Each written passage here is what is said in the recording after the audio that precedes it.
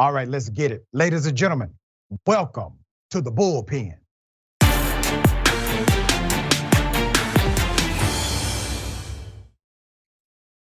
In the Bullpen today, my dear brother from another mother, we have Ben Jealous, who was the youngest person to serve as the national president and CEO, the NAACP. He has a new book. His book, Never Forget, Our People Were Always Free. A scholar, a lecturer, an individual who has significant insight. Ben Jealous. Good day, dear brother. Welcome. Hey, Dr. Richey, it's good to be with you, sir. Always good to be with you, my friend. First, let's talk about this book. What does this book say, and what message is it supposed to push? The message I want everybody to walk away with is that we can actually build a nation beyond racism, that we should be optimistic about the future of this country. It'll take hard work, but we can get this country to that better day that Dr. King saw, and frankly, that Frederick Douglass saw before him. You know, you taught me something a while ago, man, and you and I chopped it up. And you said, there's an aggression factor. And we were contextualizing it through the industry of policing. Yeah. And you said if a person has an aggression factor of, let's say, 9 out of a 10-point scale, but they have a racist factor of, let's say, maybe 5 or 4, the aggression factor will lead that individual typically to an adverse interaction with the civilian.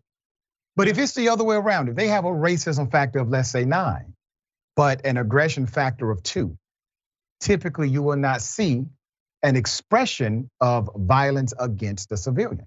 You taught me that, and those numbers actually pan out. I was fascinated by that because I do realize the context in which it's presented, and it taught me something new about the dynamics of race and culture and how it interplays in certain industries like policing. You have a very hopeful point of view, and I'm hopeful too, my dear brother. I may not be as enthusiastic as you are in believing in the powers that be, but I am a hopeful guy. I would prefer to draw circles, Ben, rather than draw lines. And that has been your leadership style since day one. So let's talk about the realities of our bias and prejudice, the dysfunctions in our societal construct. How do we fix them, brother? We have to understand how things were when they started and what that says about where we're headed. I was taught Politics 101 by Charles V. Hamilton. He was the co-author of Black Power. Yep. And he was also the first tenured Black political scientist at Columbia University. And he would say something that my grandma very much is the inspiration for this book. The quixotic title comes from something that she used to say. But he said something that I'd only heard my grandmother say before him, which was never forget, before there were slave rebellions, there were colonial rebellions. And what he was talking about was that in the beginning, like in the 1600s in Virginia, when you saw rebellions against the colonial government, it was European indentured servants and African enslaved people rising up together. And the question is, how did that stop, if you will? Why did it stop? The answer is, well, first they tried the military and they didn't quite stop the rebellions.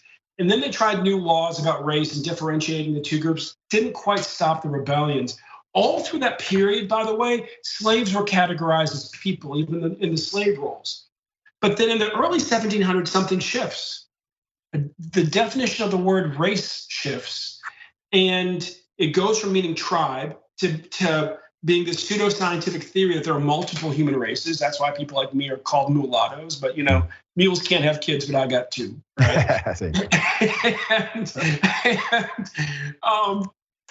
And so, in other words, when the military and new laws didn't work, they reached for the culture and they tried to change the culture and create this notion that our people were subhuman and therefore poor white folks should just stay away from us. We didn't want to be associated with us and our subhuman selves. Well, that worked better to split the two groups.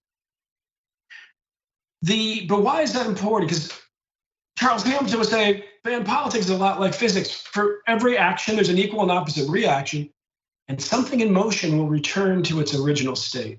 And what he was trying to teach us was that where a country is ultimately headed is back towards rebellions, if you will, towards a politics in which the welfare of everybody's children is more important than our colors. And that's what was happening in the beginning. Those rebellions were fundamentally about indentured servants and African enslaved people's fears about what was going to happen to their children. And they came together across those lines in the interest of all their kids. Let's talk about your grandmother. You highlight your grandmother being a remarkable influence. Tell me how those lessons contributed to the Right Now book we're discussing. Well, she was dying chronologically, brother. She was 103. I knew she wasn't going to live forever. And so I needed to get her stories down, and I needed to sort through the mysteries she was leaving us. And the big one was she kept saying, never forget our people were always free. And well, 3 of her grandparents were born into slavery, and the 4th one, according to her own sister, was likely a rapist. So it was like, who was free, Grandma? The rapist? And so we interrogated it. Dr. Henry Louis Gates Jr. at Harvard helped me out. It took him 2 years with my DNA.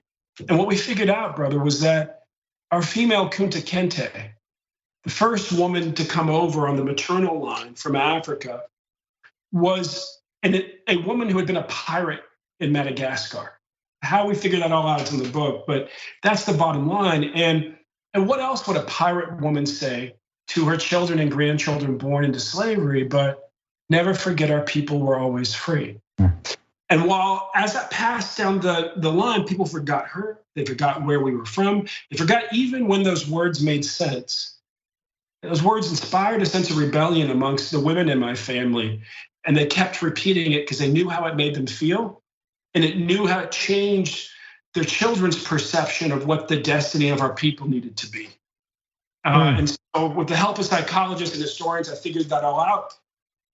But that's where the title came from, and that's the way that Grandma really, kind of got me going with this book, was giving me something I just couldn't understand, but I had to figure out. You highlight the reality of structural racism, and a lot of our fight is to deconstruct the construction that has created destruction in our structural reality. And in the midst of that, critical race theory comes into play. What you're talking about is a deconstruction model, right? Critical race theory literally tells us that race is a created construct, and that created construct has real social outcome. And you are basically showing, without saying CRT, which has become a negative somehow, I don't know, but you are showing the reality of our human dynamic and the connections of our human dynamic. And to get back to that overall connection, you have to be intentional about the deconstruction of these patterns, these social influences, and these norms we have accepted as reality.